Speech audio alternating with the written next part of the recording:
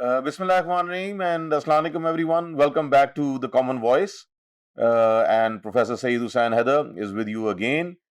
Today हमारे पास जो हैं वो एक बड़े ज़बरदस्त स्पीकर हैं, एक ह्यूमन रिसोर्स एक्सपर्ट, एक प्रोफेशनल जिनका 25 साल से ज़्यादा माशाल्लाह पाकिस्तान और बैरून मुल्क का तजर्बा है, हारून Ahmed Shabir. Haroon Ahmed Shabir is currently the Senior Vice President of Amentus Technologies, which is a Pakistani-based multinational group operating from more than 9 countries.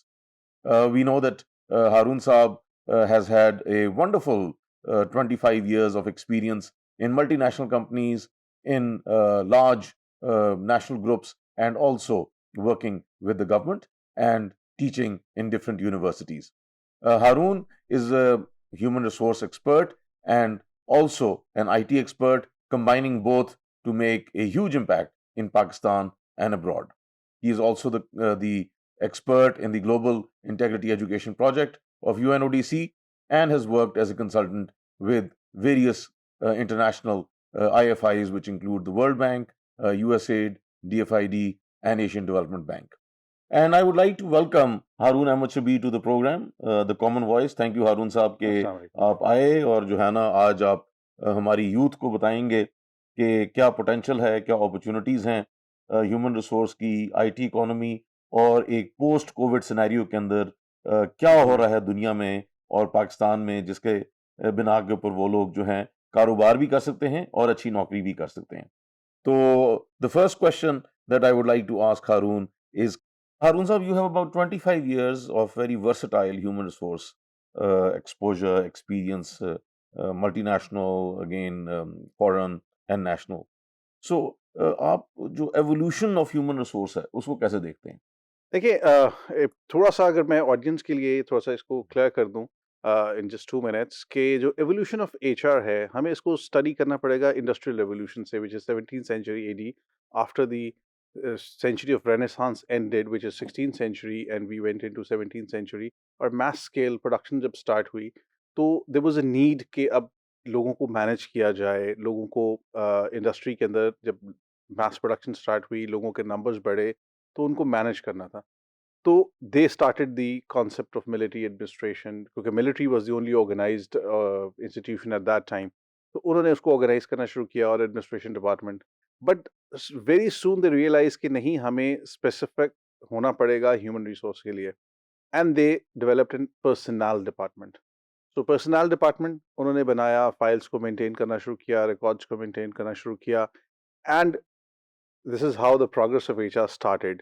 We went into the 18th century, 17th के बाद जब 18th century में आया आपको बहुत से human scientist आपको psychologist सब उसी 17th century AD के अंदर मिलते हैं and they studied कि नहीं we have to focus more on a human resource side and they developed the manpower management department because industry में उस वक्त जो है वो ज़्यादातर जो है वो मर्द हजरात काम कर रहे थे तो मैन पावर मैनेजमेंट डिपार्टमेंट हुआ the world took a turn and voting right मिल गया अमेरिका में भी वुमेन को और उसके बाद यूरोप भी उस तरफ चला गया डेमोक्रेटिक चीज़ों के अंदर सो वहाँ पर एक मूवमेंट चली कि man power management is very gender specific and we have to accept that if the female workforce is also working into this industry so they said okay let's change it and the name from manpower management was converted to human resource management so there I can say that for the first time they've accepted females as humans in that society.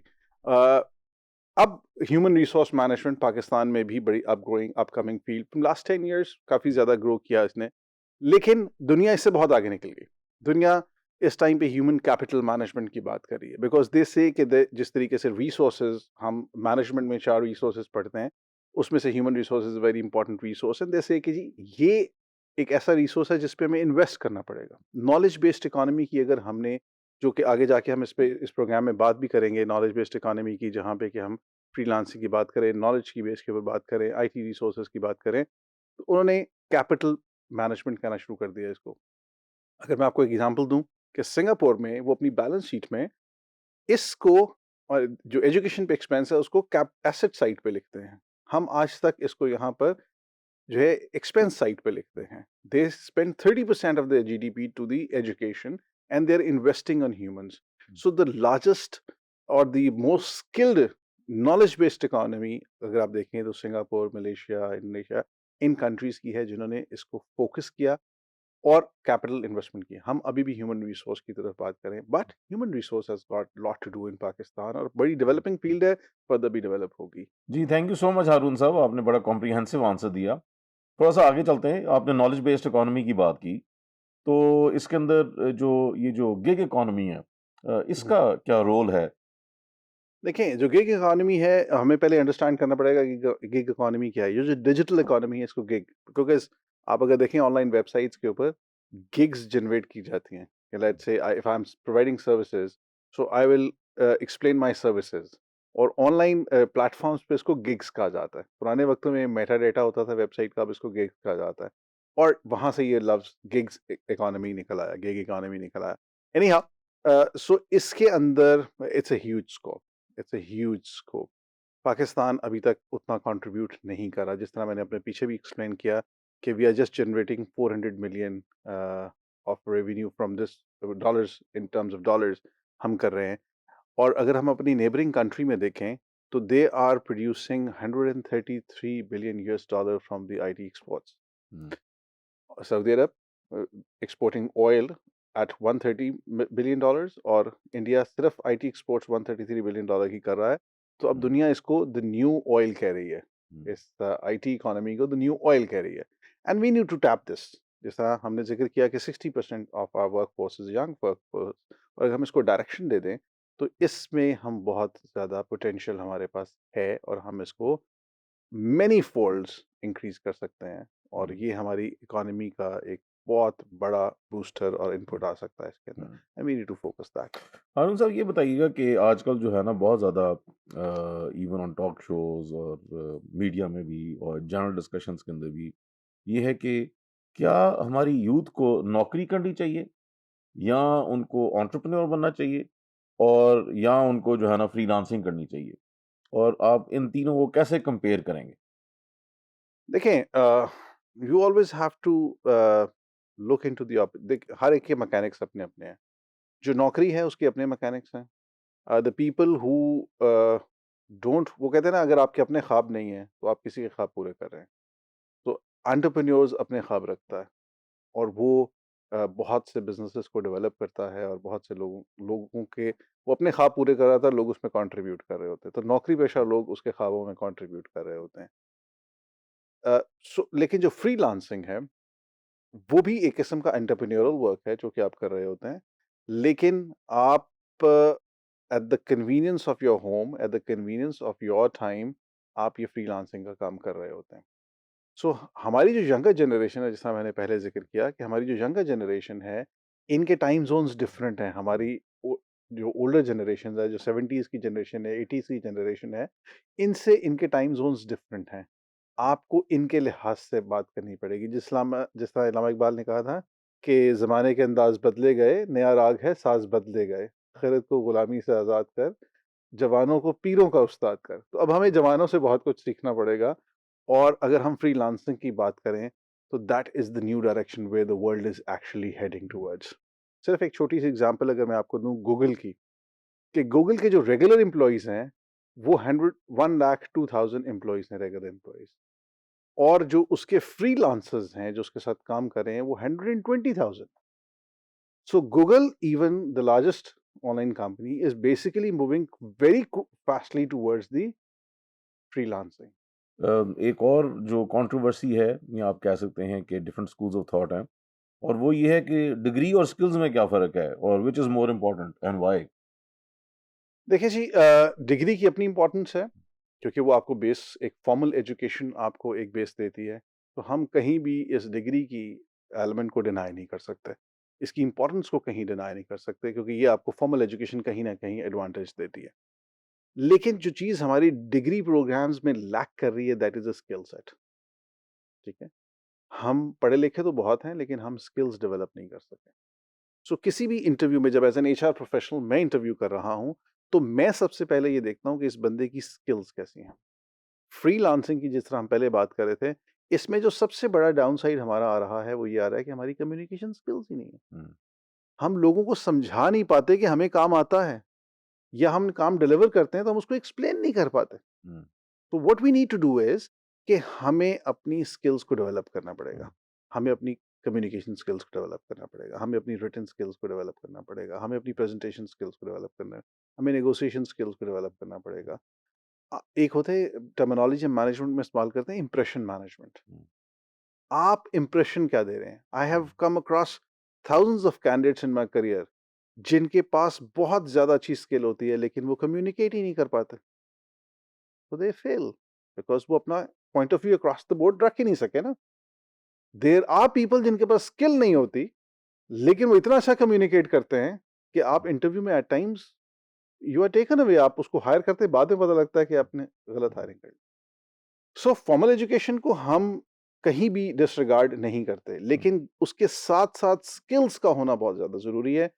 उसके बगैर आप आगे progress हैं। Soft skills बहुत ज़्यादा ज़रूरी हैं, negotiation skills, communication skills, ये सब चीज़ें आपके लिए बहुत ज़्यादा इंपॉर्टेंट है and you need to focus that. और हम यूनिवर्सिटी से भी मैं ये रिक्वेस्ट करूँगा कि इसके ऊपर भी फोकस करें कि लोगों की पर्सनैलिटी डेवलप नहीं होती है।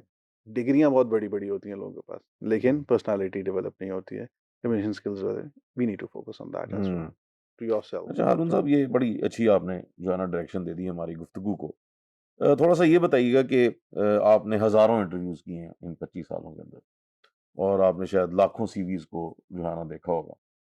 तो आपको क्या पहला क्वेश्चन ये है कि जी आपको सीवीज़ के अंदर किस चीज़ की कमी नज़र आती है most of the time? What are the issues which और व्हाट आर द कंपोनेंट्स जो कि जो ग्रेजुएट्स हैं, वो अपनी सीवीज़ में मिस कर जाते हैं? और इसका थर्ड कंपोनेंट जो है, वो ये है कि कुछ हमें टिप्स फिर दीजिएगा कि what are those things which can differentiate a CV?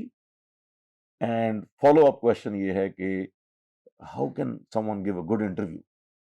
देखें, जहाँ तक सीवी की बात है, CV is your first impression, ठीक है?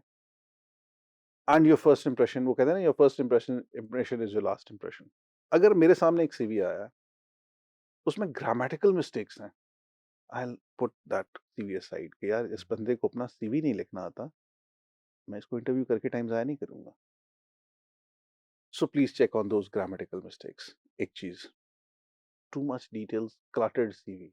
लोग उसको बनाने की कोशिश करते हैं कि जनाब रंग-बिरंगा कर दो, डिज़ाइन्स डाल दो, ये कर दो। Professionals like me are not interested कि आपकी ग्राफिक डिज़ाइनिंग ऑन सीवी कैसी है, ऐसा नहीं है। Keep it straight, simple, crisp, to the point.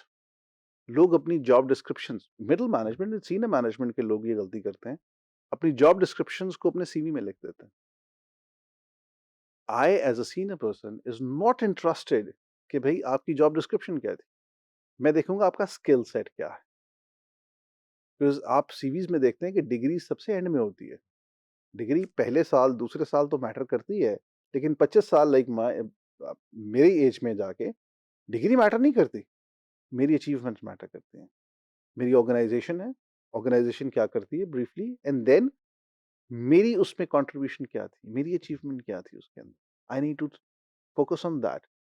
They are not interested कि मैं एज़ डायरेक्टर एचआर काम करता हूँ, तो मेरी क्या जॉब रिस्पॉन्सिबिलिटी थी, क्या करता हूँ। मेरे इंटरव्यू लेने वाले को पता है कि एचआर की जॉब रिस्पॉन्सिबिलिटी क्या होती है। उसने देखना है कि मेरी कंट्रीब्यूशन उस ऑर्गेनाइजेशन में क्या थी। मेरा लाइफ टाइम ऑब्जेक्टिव क्या है। लोगों को अपने ऑब्जेक्टिव का नहीं पता, लोगों को थोड़ा-सा अपने अगर विश। मैं डायरेक्ट करूँ डिस्कशन को, और वो ये है कि sorry.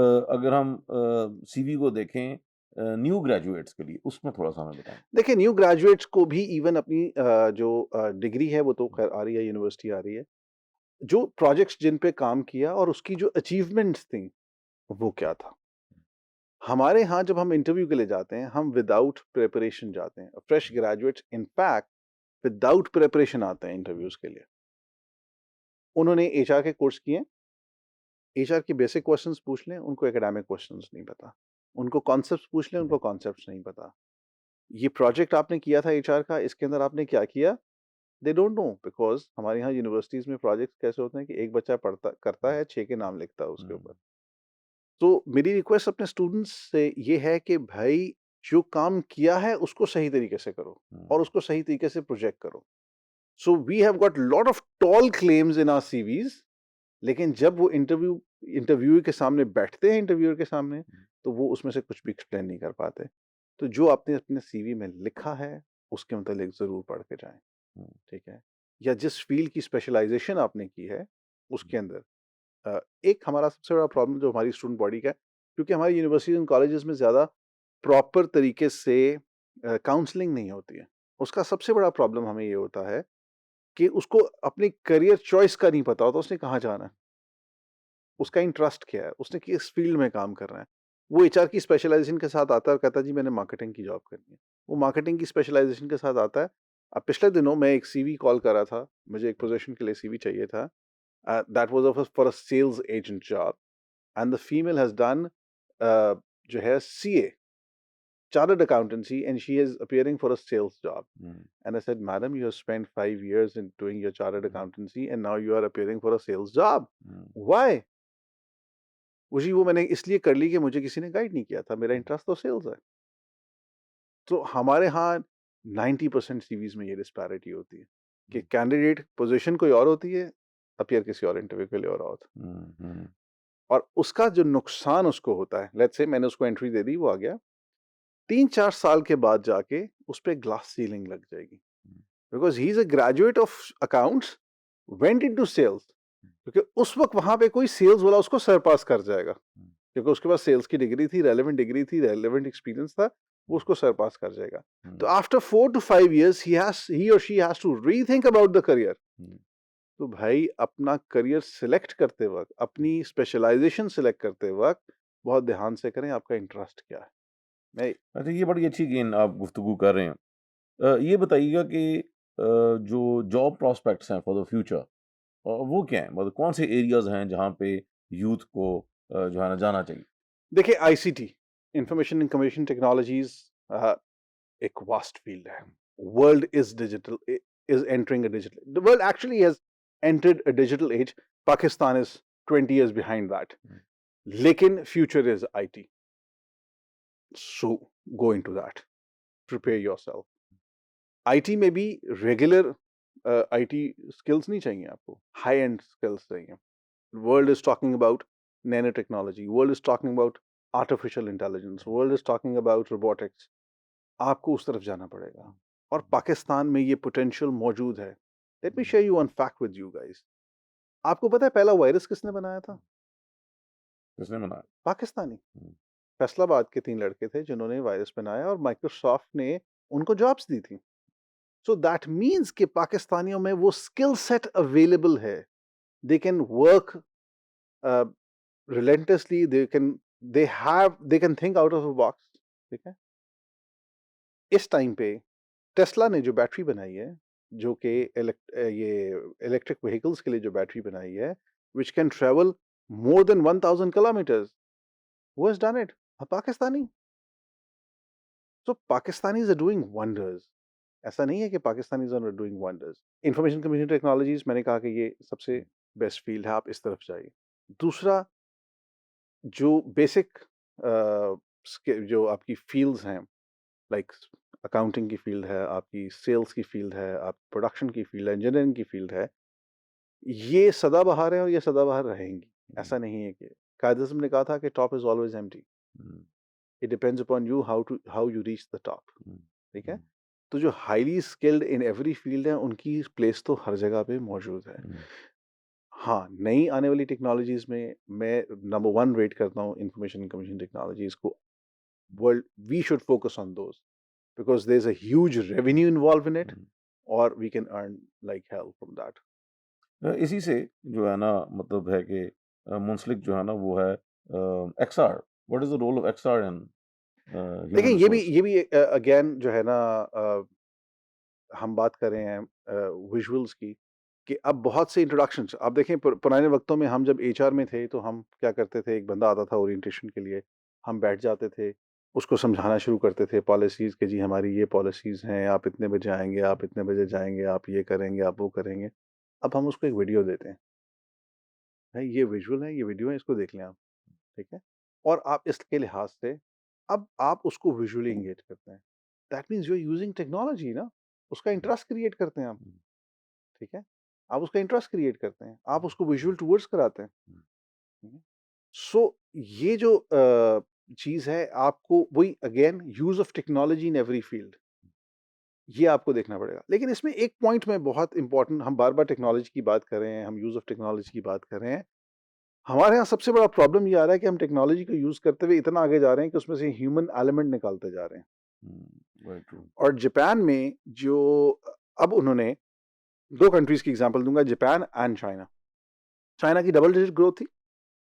There is a huge debate going on, a big debate going on in China कि हमें अपनी इस डबल डिजिट ग्रोथ को सिंगल डिजिट पे कन्वर्ट करना है। व्हाई?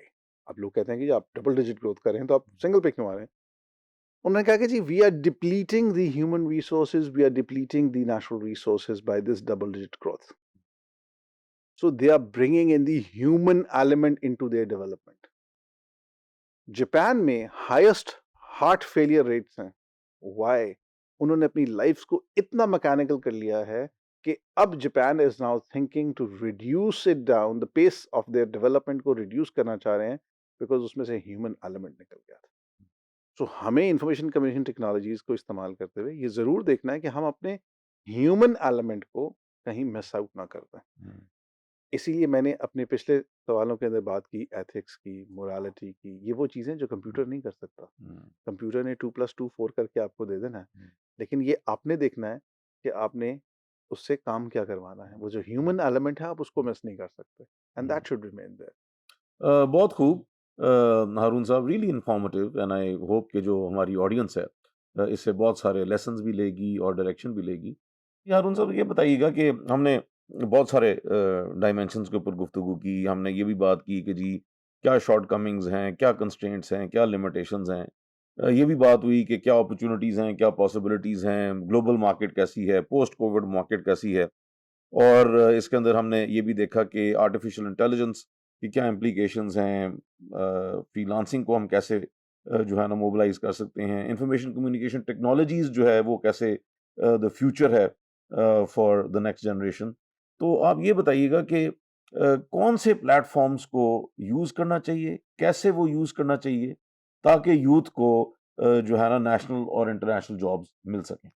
देखिए there are lot of sites आप इसको यूज़ करते, बहुत से प्लेटफॉर्म्स अवेलेबल हैं। The upcoming very hot platform is LinkedIn profile. हमारे यहाँ हम इन चीज़ों को यूज़ नहीं करते इफेक्टिवली। देखिए और इसको अपडेट भी नहीं करते। Let's say I found 90% of the employees coming in, और जब मैं उनको उनके रेफरेंस सर्च के लिए ऑनलाइन उनको सर्च करता हूँ, तो उनका लिंक्डइन प्रोफाइल नहीं होता। उनका अगर लेट्स से रोज़ी.पीके के ऊपर अगर मुझे उनका सीवी मिल गया है, तो वो इतना पुराना है, उन्होंने कभी अपडेट नहीं किया होता। इसी तरीके से इंडीड है, मुस्तकबिल.com है, जो है मज़दूर.com है, जॉब्स के और पोर्टल्स हैं, बेथ.com है इंटरनेशनली अगर हम देखें। लिंक्डइन इंटरनेशनली यूज़ होता है। सो इन प्लेटफ़ॉर्म्स को अगर हमने देखिए ये भी आपकी आइडेंटिटी है। You are creating your visual identity on these platforms.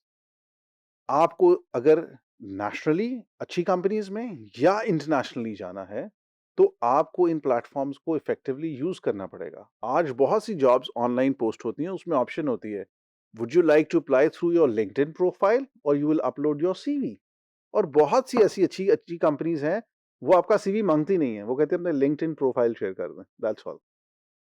अब हमने लिंक्डइन जब जॉइन किया, एक दफ़ा फिल इन किया और उसके बाद उसको अपडेट नहीं किया। हमने वहाँ अपनी स्किल्स नहीं डाली, हमने वहाँ पे अपना जो अपडेटेड वर्क है वो नहीं डाला। सो हमें बड़ा इफ़ेक्टिवली इन प्लेटफ़ॉर्म्स को यूज़ करना पड़ेगा। Go for the national level jobs, वो तो चलें आप फिर भी सीवी ड्रॉप कर देते हैं, लेकिन इंटरनेशनली लोग प्रेफ़र करते हैं कि आपकी ऑनलाइन प्रेज़ेंस कैसी है। एक्सीलेंट, वो एक्सीलेंट। आपको ऑनलाइन प्रेज़ेंस अपनी क्रिएट करनी पड़ेगी और इफ़ेक्टिव प्रेज़ेंस क्रिएट करनी पड़ेगी with your skill sets, with your achievements. वो आप करें, लिंक्डइन यूज़ करें, इवन अगर आप बेथ करें यूज़, आप रोज़ी यूज़ करें, आप जो भी प्लेटफ़ॉर्म यूज़ करें, उसके अंदर इफ़ेक्टिवली अपने आप को प्रेज़ेंट करें। तो हारून साहब, मतलब है कि जस्ट टू कंक्लूड, अगर आप कोई जो है ना मैसेज देना चाहें हमारी यूथ को। देखिए one message to the youth is please, please, please develop your skills, master your skills and then be truthful to yourself and to your career. अगर आप ईमानदारी के साथ काम नहीं करेंगे, आप दिलजोई के साथ काम नहीं करेंगे, और हाफ हार्टेड अटेम्प्ट करेंगे और चीज़ों को बीच में छोड़ देंगे, तो दुनिया आपको कभी भी काम नहीं देगी, दुनिया आपको कभी भी पसंद नहीं करेगी। दुनिया को वो लोग पसंद हैं, जो एम्बिशंस रखते हैं, जो ख्वाब रखते हैं और उन ख्वाब को पूरा करने की सलाहियत रखते हैं। ये बहुत इम्पोर्टेंट है। सो अपने अंदर कंसिस्टेंसी पैदा करें। इट्स अ रिलेशनशिप, ये जो मार्केट है इसका relationship is a relationship of patience and persistence. तो very incisive and very comprehensive discussion by Harun Ahmed Shabir. Many new ideas have been generated. Many new avenues जो हैं they have been discussed and shared. New platforms have been shared. New opportunities have been identified. अब ये है कि हरकत में बरकत है। ये बहुत ज़्यादा ज़रूरी है कि सिर्फ़ इस गुफ्तगू को सिर्फ़ आपने सुनना नहीं है, बल्कि जो है ना इसको आपने एक्शन बेस्ड बनाना है। आज ही आप अपने सीवी को इम्प्रूव करें। आज ही आप अपने लिंक्डइन प्रोफाइल को बनाएँ। आज ही अपने प्रोफाइल को मुख्तलिफ जो प्लेटफ़ॉर्म्स का ज़िक्र हुआ है, उनके ऊपर डालें और उसको कस्टमाइज़ करें एंड देन मूव फॉरवर्ड। जो हारून साहब ने बड़ी अच्छी बात की है कि अपने स्किल्स को बढ़ाएँ आप। आपके पास अगर 1 स्किल है, 2 और एक्वायर करें, 3 स्किल्स हैं, तो 5 स्किल्स बना दें। और अगेन ये हारून साहब ने बड़ी ज़बरदस्त बात की है कि डिग्रीज़ मैटर आल्सो। सो बदकिस्मत है वो शख्स जिसका आज गुज़रे हुए कल से बेहतर नहीं। तो बदकिस्मती किस चीज़ में कि इल्म हासिल नहीं की। तो आप स्किल्स, अपनी एबिलिटीज़ को और अपने फॉर्मल एजुकेशन को आगे से आगे लेके जाएँ ताकि आपको ना जाना पड़े नौकरी के लिए, बल्कि जो हेड हंटर्स हैं, जैसे जो शुरू में बात हुई थी कि हेड हंटर्स आपके लिए आएँ और आपको एक नहीं, कई नौकरियाँ जो है ना ऑफ़र हों। और इसी तरह जो आप बिज़नेस करें, फ्रीलांसिंग करें, एंटरप्रेन्योरशिप करें, तो लोग आपके साथ जो है ना मिलना चाहें क्योंकि आप एक बहुत जो है ना स्किलफुल और एबिलिटी सेंट्रिक इंडिविजुअल हैं। तो again ladies and gentleman, I would like to thank Haroon Ahmed Shabir साहब for coming over. Very interesting discussion. इंशाल्लाह आने वाले वक्त में हम एक फ्रीलांसिंग के ऊपर भी जो है ना एक डिटेल्ड जो है ना एक शो करेंगे और अगेन हारून साहब की जो गुफ्तगू है उससे बहुत कुछ हासिल करेंगे। Thank you so much. Very kind. बहुत शुक्रिया।